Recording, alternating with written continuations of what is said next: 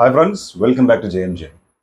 കുബേര ധനുഷ് നായകനായിട്ടുള്ള DSP music ചെയ്തിട്ടുള്ള നമ്മുടെ നാഗാർജുന, അതുപോലെ രശ്മിക മന്ദാന തുടങ്ങിയിട്ടുള്ള ഒരുപാട് വലിയ സ്റ്റാർ കാസ്റ്റ് ഉള്ള സിനിമയാണ് കുബേര.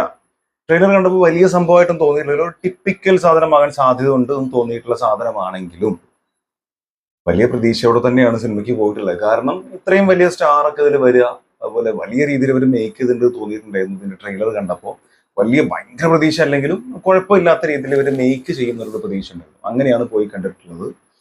അങ്ങനെ ഒരുപാട് കറങ്ങി തിരിഞ്ഞ് പോയി പൂക്കോട്ടും പാടം പോയിട്ടൊക്കെ സിനിമ കാണുക, കഥ പറയുകയാണെങ്കിൽ വലിയ അവസ്ഥയായിരുന്നു. എന്തായാലും സിനിമ കണ്ട് വന്നിരിക്കുന്ന സമയമാണ്. 3 മണിക്കൂറാണ് ഈ സിനിമയുടെ റൺ ടൈം. പറയാതെ വയ്യ. കാരണം 3 മണിക്കൂർ നേരം, ഏകദേശം ഒരു 1.5 മണിക്കൂർ 1.25 മണിക്കൂറോളം നീണ്ടു നിൽക്കുന്ന ഫസ്റ്റ് ഹാഫും 1.25 മണിക്കൂർ ഉള്ള ഒരു സെക്കൻഡ് ഹാഫും, അങ്ങനെ 3 മണിക്കൂർ നേരം ഒരു പ്രേക്ഷകനെ പിടിച്ചിരുത്തുക എന്ന് പറയുന്നത്, എൻഗേജിങ് ആയിട്ട് കഥ പറയുക എന്നുള്ളത്, ലാഗ് ഇല്ലാതെ, വലിപ്പിക്കലില്ലാതെ, ഇഴച്ചിലില്ലാതെ അയാളെ പിടിച്ചിരുത്തുക എന്ന് പറയുന്നത് ഏറ്റവും വലിയൊരു ചലഞ്ചിങ് ആയിട്ടുള്ള കാര്യമാണ്. അങ്ങനെ നോക്കുമ്പോൾ 2 രീതിയിൽ വേണം സിനിമ നമ്മൾ വിലയിരുത്താൻ, അല്ലെങ്കിൽ എനിക്ക് അങ്ങനെയാണ് വിലയിരുത്താൻ തോന്നുന്നത്. ഒന്ന് ഇതിന്റെ ഫസ്റ്റ് ഹാഫ്, ഒന്ന് സെക്കൻഡ് ഹാഫ്. അത് പറയുന്നതിന് മുമ്പ് ആദ്യം ഇതിലെ പെർഫോമൻസ് പറയണം. ഒന്നാമത്തെ ഗംഭീരമായി തോന്നിയ പെർഫോമൻസ് എന്ന് പറയുന്നത് ധനുഷിന്റെ തന്നെയാണ്. അദ്ദേഹത്തിന് ഏറ്റവും മികച്ചതെന്ന് തോന്നുന്നില്ലെങ്കിൽ പോലും ആ കഥാപാത്രത്തിനോട് മാക്സിമം നീതി പുലർത്തി വളരെ നല്ല രീതിയിൽ ചെയ്തിട്ടുണ്ട്. പലപ്പോഴും ധനുഷാണല്ലോ ഈ ചെയ്യുന്നത് എന്നുള്ള അങ്ങനെ തോന്നിക്കുന്ന പല സിറ്റുവേഷൻസും വന്നിട്ടുണ്ടായിരുന്നു. നമ്മൾ ട്രെയിലർ കണ്ട പോലെ ബെഗറിന്റെ പോർഷൻസ് ഒക്കെ വളരെ നന്നായിട്ട് പുള്ളിക്കാരൻ ചെയ്തിട്ടുണ്ട്. പിന്നെ നാഗാർജുന കോഴ്സ് നല്ല കഥാപാത്രമായിരുന്നു. ഇതിലെ ഏറ്റവും ഇമ്പോർട്ടൻ്റ് ആയിട്ടുള്ള, ധനുഷിനോളം തന്നെ ഏറ്റവും ഇമ്പോർട്ടൻസ് ഉള്ള ഒരു കഥാപാത്രമാണ്. അത് അദ്ദേഹം നീറ്റായിട്ട് ചെയ്തിട്ടുണ്ട്. പിന്നെ രശ്മിക മന്ദാന, അവരുടെ കരിയറിലുടനീളം നമ്മൾ എടുത്തു നോക്കുകയാണെങ്കിൽ ആ കഥാപാത്രത്തിന് ഭയങ്കര ചലഞ്ചിങ് ആയിട്ടുള്ള സാധനമൊന്നും ചെയ്തതായിട്ട് എനിക്ക് തോന്നിയിട്ടില്ല. ഇതിലാണെങ്കിലും എന്തിനാണ് രശ്മിക മന്ദനെ പോലെ ഒരാൾ ഇതിൽ കൊണ്ടുവന്ന് തോന്നുന്ന രീതിയിലാണ്. അവരുടെ സ്റ്റാർ വാല്യൂവിന് അർഹിക്കുന്ന രീതിയിലൊരു കഥാപാത്രമായിട്ടൊന്നും തോന്നിയില്ല. ആർക്ക് വേണമെങ്കിലും ചെയ്യാമായിരുന്ന ഒരു സംഭവമേ തോന്നിയിട്ടുള്ളൂ. മാത്രമല്ല ഫുൾ ടൈം ഉള്ളതല്ല, ഏകദേശം ഓൾമോസ്റ്റ് സെക്കൻഡ് ഹാഫിനോട് അനുബന്ധിച്ച്, അല്ലെങ്കിൽ ഫസ്റ്റ് ഹാഫിന്റെ ലാസ്റ്റിലൊക്കെയാണ് അവരുടെ കഥാപാത്രം വരുന്നത്. പിന്നെ 3 മണിക്കൂറിലെ സിനിമ രീതിയിൽ 1.5 മണിക്കൂർ നേരത്തോളം സിനിമയിലുണ്ട് എന്നുള്ളത് മാത്രമേ ഉള്ളൂ. വലിയ രീതിയിലൊന്നും ഭയങ്കരമായുള്ള കഥാപാത്രമായിട്ട് തോന്നിയില്ല. ഇനി ബാക്കിയുള്ള വില്ലന്മാർ വളരെ നല്ല രീതിയിൽ ചെയ്തിട്ടുണ്ട്. പക്ഷേ ടിപ്പിക്കൽ തെലുഗു, കന്നഡ, തമിഴ് സിനിമയിലൊക്കെ നമ്മൾ കണ്ടുവരുന്ന തരം ഒരു വില്ലൻ അപ്പുറത്തേക്കൊന്നുമില്ല. ലോകത്തിലെ ഏറ്റവും വലിയ പണക്കാരനാകാൻ പോകുന്ന ഒരു റിച്ചസ്റ്റ് പേഴ്സൺ ആയിട്ടുള്ള ഒരാൾ, അത്രേ ഉള്ളൂ. ഈ ഫസ്റ്റ് ഹാഫിലേക്ക് വരുമ്പോൾ ഈ പറഞ്ഞ പോലെ 1.25 മണിക്കൂർ നേരം റൺ ടൈം ഉള്ളൊരു ഫസ്റ്റ് ഹാഫ്, ഒട്ടും ലാഗ് ഇല്ലാതെ, എൻഗേജിങ് ആയി, ഇഴച്ചിലൊന്നും ഇല്ലാതെ വളരെ നല്ല രീതിയിൽ അവർ പ്രസന്റ് ചെയ്തിട്ടുണ്ട്. നല്ല രീതിയിലൊരു സ്ക്രിപ്റ്റ് ആയിരുന്നു അത്. നല്ല രീതിയിൽ തന്നെ മേക്ക് ചെയ്തിട്ടുണ്ട്. നല്ല രീതിയിൽ തന്നെ നമ്മുടെ മുമ്പിലേക്ക് തരുന്നുണ്ട് സംവിധായകൻ. അതിലവർ വിജയിച്ചിട്ടുണ്ട്. DSPയുടെ മ്യൂസിക് ആണെങ്കിലും പറഞ്ഞു വെക്കുന്ന പല കാര്യങ്ങളാണെങ്കിലും, എസ്പെഷ്യലി എടുത്ത് പറയേണ്ടത് നമ്മുടെ സിസ്റ്റം, നമ്മുടെ മനുഷ്യന്റെ അവസ്ഥയാണെങ്കിലും ഗവൺമെന്റിനെതിരെയും ഒക്കെ ആഞ്ഞടിച്ച് പറയേണ്ട പല കാര്യങ്ങളും വ്യക്തമായിട്ട് പറഞ്ഞിട്ടുണ്ട്.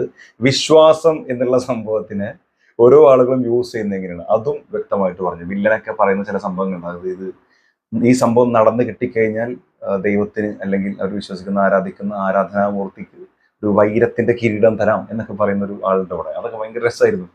അവരൊക്കെ പറയുന്ന സിറ്റുവേഷൻ എന്തിനാണത് പറയുന്നതെന്നൊക്കെ ആലോചിക്കുമ്പോൾ നമുക്ക് ചിരി വരും. അതിനെ സാധാരണക്കാരൻ എങ്ങനെ ഉപയോഗിക്കും തുടങ്ങിയുള്ള കാര്യം പറയുന്നുണ്ട്. പക്ഷെ സെക്കൻഡ് ഹാഫിലേക്ക് വരുമ്പോൾ പടം ഒരു ഏകദേശം 10-15 മിനിറ്റ് ഓക്കെ, അത് കഴിഞ്ഞാൽ പിന്നെ ഇഴയാണ് പടം. ഭയങ്കര ലാഗ് ഫീൽ ചെയ്യുക. ഭയങ്കര ലാഗ് എന്ന് പറഞ്ഞാൽ എന്താണ് ഇവർ കാണിക്കുന്നത്? പറഞ്ഞത് തന്നെ വീണ്ടും വീണ്ടും വീണ്ടും വീണ്ടും വീണ്ടും റിപ്പീറ്റ് അടിച്ച് ഒരേ സ്ഥലത്തൂടെ, അത് നമ്മളിങ്ങനെ ചുറ്റാണ്, ഒരു സർക്കിളിന് ചുറ്റും ഇങ്ങനെ കറങ്ങണ പോലെ. അതായത് വീണ്ടും ഇങ്ങനെ കറങ്ങുന്നു, വീണ്ടും നമ്മൾ ആ പോയിന്റിൽ എത്തുന്നു, വീണ്ടും കറങ്ങുന്നു, ആ പോയിന്റിൽ തന്നെ എത്തുന്നു. അങ്ങനെ മീറ്റ് ചെയ്ത കാര്യങ്ങൾ വീണ്ടും വീണ്ടും മീറ്റ് ചെയ്ത് ഒരേ ടെൻഷൻ അവർ വീണ്ടും വീണ്ടും ക്രിയേറ്റ് ചെയ്യാൻ നോക്കി. പുതിയതായിട്ടൊരു സാധനം ഉണ്ടാവുന്നില്ല. അതാണ് സെക്കൻഡ് ഹാഫിൽ വന്നിട്ടുള്ള ഒരു പ്രശ്നം. ഇതന്നെയല്ലേ ഫസ്റ്റ് ഹാഫിൽ പറഞ്ഞത്, ഇതന്നെയല്ലേ സെക്കൻഡ് ഹാഫിൽ പറഞ്ഞുകൊണ്ടിരിക്കുന്നത്, ഇതന്നെയല്ലേ ഓരോ മിനിറ്റിലും പറഞ്ഞുകൊണ്ടിരിക്കുന്നത് എന്ന് നമുക്ക് തോന്നുന്ന സംഭവം. പിന്നെ അവർ എൻഗേജ് ആക്കാൻ വേണ്ടി, അല്ലെങ്കിൽ കുറച്ച് ഡിഫറെന്റ് കൊണ്ടുവരുന്ന സാധനങ്ങളൊന്നും ഏൽക്കുന്നുമില്ല. ഒരു പ്രശ്നം, അതിനടുത്തൊരു പ്രശ്നം, അതിനടുത്തൊരു പ്രശ്നം, അതിനടുത്തൊരു പ്രശ്നം. ആദ്യമൊക്കെ അത് രസമായിരുന്നു. പിന്നെ പിന്നെ പ്രശ്നം വന്നു, ഈ പ്രശ്നം തീർന്നിട്ടൊന്ന് അവസാനിക്കോ എന്ന് ചോദിക്കാൻ തോന്നുന്ന രീതിയിലേക്ക് കൊണ്ടെത്തിച്ചിട്ടുണ്ട് എന്നുള്ളതാണ് ഏറ്റവും വലിയ ഒരു പ്രോബ്ലം ആയിട്ട് തോന്നി. പിന്നെ നല്ലൊരു എൻഡിങ് ഇല്ലാത്ത പോലെ, ഇതൊക്കെ കാണിച്ചു കൂട്ടി വെച്ചിട്ട് ഒട്ടും ലോജിക്കില്ലാത്ത കുറെ കാര്യം. വില്ലനൊക്കെ തെരുവിൽ നടക്കുന്ന സമയത്ത് അതൊക്കെ വാർത്തയാവൂലേ? സിമ്പിളായിട്ട് വാർത്തയാവും. ടെക്നോളജി അത്രമാത്രം വലുതാണ്. അത്ര ലോകത്ത് എവിടെ നോക്കിയാൽ ഈ സിനിമയിൽ തന്നെ പറയുന്നുണ്ട്, പേപ്പർ നോക്കിയാൽ നിങ്ങൾ, മാഗസിൻ നോക്കിയാൽ നിങ്ങൾ, ടി വി ഓൺ ആക്കിയാൽ നിങ്ങൾ, മൊബൈൽ നോക്കിയാൽ നിങ്ങൾ. അങ്ങനത്തെ ഒരു വില്ലൻ പുറത്തിറങ്ങുക, ഒരു പരിപാടി ചെയ്യുക, എന്താ ഞാൻ പറയുന്നില്ല. അപ്പൊ അത് ആൾക്കാർ അറിയില്ലേ? ആൾക്കാർക്ക് അറിയാതിരിക്കാൻ പറ്റും. ന്യൂസ് അത് വാർത്തയാക്കില്ലേ? ആളുകൾ ചുറ്റും, അത് ഒരു സ്ഥലത്തുനിന്നല്ല, വലിയ വലിയ സ്ഥലങ്ങളിൽ പോകുന്നു, തീർത്ഥാടന കേന്ദ്രങ്ങളിൽ പോകുന്നു, ചെയ്യുന്ന പരിപാടി അങ്ങനത്തെ ഒരു പരിപാടി. അത് ഒട്ടും മറച്ചു വെക്കാതെ, മുഖം മൂടി ഇടാതെ അയാൾ ഓപ്പണായിട്ട് വന്നിരിക്കുകയാണ്. അപ്പൊ അത് മനസ്സിലാവൂലേ? അതൊന്നും ഒട്ടും ലോജിക്കില്ലാത്ത കാര്യങ്ങളാണ്. ആൻഡ് പണം കൊണ്ട് തട്ടണം, അത് ലോജിക്കില്ല. ഇത്രയും വലിയൊരു സംഭവം പറയുമ്പോൾ അതിന്റെ എന്ത് ലോജിക്ക് ഉണ്ടാവും? അതില്ല. ഒട്ടും ബുദ്ധിയില്ലാത്ത രീതിയിലാണ് പറഞ്ഞിട്ടുള്ളത്. പിന്നെ ക്ലൈമാക്സിലേക്ക് വരുമ്പോൾ ഇതൊക്കെ കാണിച്ചു കൂട്ടിയിട്ട് അവസാനം ഇയാൾ എന്ത് നേടി, ഇയാൾ എന്താണ് ചെയ്തത്, ഇയാൾക്ക് എന്ത് മാറ്റം വന്നു, അയാളുടെ ജീവിതത്തിൽ എന്ത് മാറ്റം വന്നു, അയാൾ ആ ജീവിതത്തിൽ കുറെ പ്രതിസന്ധികളെ നേരിട്ട്, കുറെ തടസ്സങ്ങളെ നേരിട്ട് ഇങ്ങനെ പോയി എന്നല്ലാതെ അവസാനം അയാൾ ഏറ്റവും എൻഡിൽ വരുമ്പോൾ അയാൾ എന്താണ് പറഞ്ഞു വെക്കുന്നത്? കുറെ മെസ്സേജ് ഇതിൻ്റെ ഇടയിൽ അങ്ങനെ ഇങ്ങനെയൊക്കെ പറഞ്ഞു, കുറെ ഇമോഷൻസ് അവർ ക്യാരി ചെയ്തു, പല സംഭവങ്ങൾ പറയാൻ നോക്കി. പക്ഷെ ആ കഥാപാത്രത്തിൽ എന്ത് മാറ്റം വന്നു? അയാൾ അവസാനം അത് തന്നെ, അയാൾ എന്തായിരുന്നു തുടക്കത്തിൽ അത് തന്നെയാണ് അവസാനം. അതിനെന്ത് മാറ്റം കൊണ്ടുവരാൻ പറ്റി? അല്ലെങ്കിൽ സമൂഹത്തിലേക്ക്, കാണുന്ന ആളുകളിലേക്ക് അയാൾ എന്ത് മെസ്സേജ് കൊടുത്തു? അതായത് ആ കഥ നടക്കുന്ന സന്ദർഭം, കാണുന്ന പ്രേക്ഷകനൊക്കെ, അതിനപ്പുറത്തേക്ക് ആ നടക്കുന്ന സന്ദർഭവും അതുമായിട്ട് ബന്ധപ്പെട്ട കുറെ ആളുകൾ, ആ കഥയിലെ കുറെ പ്രേക്ഷകരുണ്ടല്ലോ, അല്ലെങ്കിൽ കഥയിലെ ജീവിക്കുന്ന കുറെ ജനങ്ങളുണ്ടല്ലോ, ആ ജനങ്ങളോട് അവരെന്ത് പറഞ്ഞു? അങ്ങനെ ഒരുപാട് ക്വസ്റ്റ്യൻസ് അവിടെ ഉണ്ട്. പിന്നെ ഈ പറഞ്ഞ പോലെ വളരെ ഈസി ആയിട്ട് ഒരു വലിയൊരു മാഫിയനെയൊക്കെ ചെറിയൊരാൾ വളരെ ഈസി ആയിട്ട് ഞെട്ടിക്കുക, അതൊക്കെ പോസിബിൾ ആണോ തോന്നിയുള്ള കുറെ ചോദ്യങ്ങളുണ്ട്.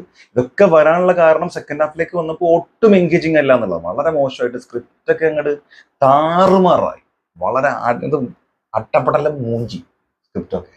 അതുകൊണ്ടാണ് സംഭവിച്ചിട്ടുള്ളത്. അപ്പൊ എന്നെ സംബന്ധിച്ചിടത്തോളം വളരെ നല്ല, അത്യാവശ്യം നല്ല എൻഗേജിങ് ആയിട്ടുള്ള ഒരു ഫസ്റ്റ് ഹാഫും, വളരെ മോശമായിട്ടുള്ള, വളരെ ലാഗ് അടിക്കുന്ന, ഇഴഞ്ഞു നീങ്ങുന്ന ഒരു സെക്കൻഡ് ഹാഫും, ഒട്ടും കൺവിൻസിങ് അല്ലാത്ത ഒരു ക്ലൈമാക്സും ഉള്ള, വേണമെങ്കിൽ ഒന്ന് കണ്ടിരിക്കാവുന്ന ഒരു സിനിമ എന്ന് മാത്രം തോന്നുന്ന സിനിമയാണ് Kubera. 3 hours and run time. അത് സഹിക്കാൻ കഴിയുന്ന ആളുകൾക്ക് പോയി കാണാവുന്നതാണെന്നാണ് എനിക്ക് തോന്നിയിട്ടുള്ളത്. എൻ്റെ പേഴ്സണൽ ഒപ്പീനിയനാണ്. നിങ്ങൾ സിനിമ കണ്ടിട്ടുണ്ടെങ്കിൽ നിങ്ങളുടെ അഭിപ്രായം എന്താണ് എന്നുള്ളത് മറക്കാതെ കമൻറ്റിൽ രേഖപ്പെടുത്തുക. Thank you so much watching this video. അടുത്ത വീഡിയോ കാണുന്നവരെ